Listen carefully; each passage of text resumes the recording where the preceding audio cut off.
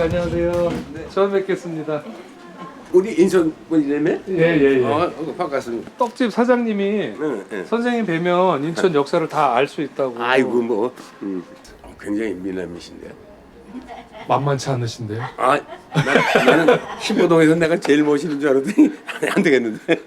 혹시 신포동에서 이렇게 다리 흔들고 다니신 거 아니에요? 아니 끔만 조금 쉬다가 말아요. 아유. 흔드시는 좀. 혹시 침은 안 뱉으셨죠?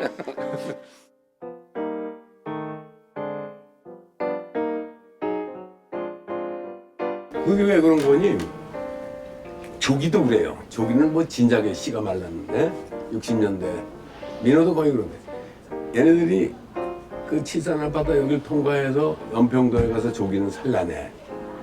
또 민호는 영종 앞바다, 강화 앞바다도 산란을 하지만 이거는 덕적도 구롭도 예. 그 앞에 가서 산란장이야. 그러니까 여기 다 올라와서 산란 직전에는 완전히 무르익었지. 그러니까 여기 민호가 진짜였지.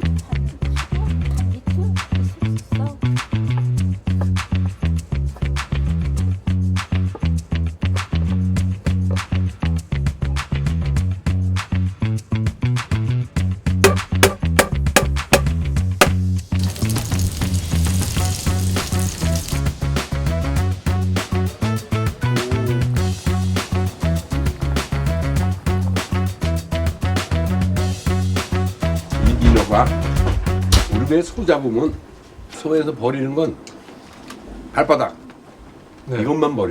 바다에서는 민호가 그래. 요게 부레야. 예. 부레는 이게 어디 갔냐? 이거 요즘도 좀 여기 드세요? 가끔.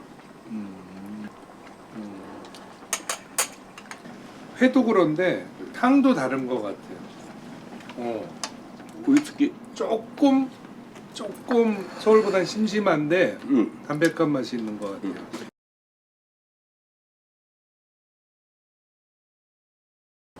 정말 근데 오히려 저는 어렸을 때 민어는 잘 못 먹은 것 같아요. 이게 60년대서부터 점점 줄어들고 예. 그때는 그야말로 백성민자. 모든 백성이 아무나 먹을 수 있었는데 워낙 많이 잡히니까. 그러니까 제가 조금 컸을 때만 해도 조금 어획량이 그렇지. 되게 줄었을 때 같아요. 그럼 그러니까 귀족 맞아요. 어종이 된 거야. 맞아요. 그러니까 못 먹죠. 우리 어머니 난 내동 살 때 어머니가 내 몸뚱이 많은 걸 사다가 네. 우리 집이 다 못 먹어요. 그 뒷집 보고 반반씩 돈을 냈나 봐. 올라도 반. 이 아가미, 머리 이런 거는 소덜통이라고 그러지. 살 놓는 게 아니라 내장하고 뼈다귀. 그 소덜탕이 유명해서 서울서 먹으러 내놓았었어. 소더리탕 저도 네, 유명했죠. 그때는 냉장 시설이 없으니까 얼음 공장에서 이따만한 얼음 2개를 이렇게 두꺼운 거 이렇게 벽처럼 세워놓고 민어 상하지 말라고 거기다 민어를 넣어놔. 이놈이 얼마나 큰지 민어라는 놈이 내 몸뚱아리만 해. 이 아가미가 이런 게 눈도 이만하고 저는 생물만한 민어가 있을 수 있어요? 옛날엔 민어가 많아요. 일단 제가 선생님 제가 대신 먼저 사과드리겠습니다. 아이 괜찮습니다.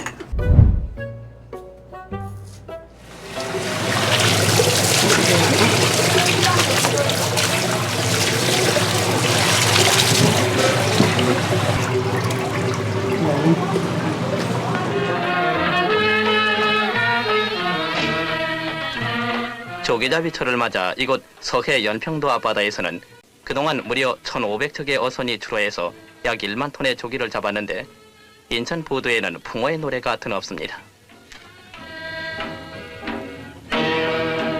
인천 어시죠. 옛날엔 민어가 말이에요. 민어나 조기가 인천에서 하도 많이 잡히고 풍성하니까 조기부터 얘기할게. 조기는 동이라고 그랬는데 동. 그거 사진 찾아보세요. 한 동이 인천에서는 500마리라고 그랬어. 그런데 물고기 조기 2,000마리도 한 동이라고 그래. 그러니까 조기 한 동 주시오면 2,000마리, 1,000마리를 사는 거야. 그러니까 이게 구워 먹고 쪄 먹고 뭐 다 하고 잘 말려서 굴비 만들고 그러는 거야. 옛날에는 골목골목마다. 그러니까 누가 지키고 보지도 않아. 워낙 흔하니까 그 한 마리 집어가든 말든. 그게 우리 학생 때 교복 속에다 쓱 넣고 가서 연탄불에다 그냥 날고 구워 먹기도 하고 그런 한동이라고 그렇게 흔해서 민어는 단위가 뭐 같아? 무더기라고 그래서 무더기 한 무더기 단위가 얼마냐면 20kg에서 30kg야. 30kg짜리 민어 봐봐. 30kg면 유치원 애들이야. 그죠? 유치원 애들 몸무게야. 눈이 많았고 그때 이 사진기가 없어서 그랬지. 그 당시엔 못 살 때니까. 아 그게 이미 여기에 불어넣어 있다고.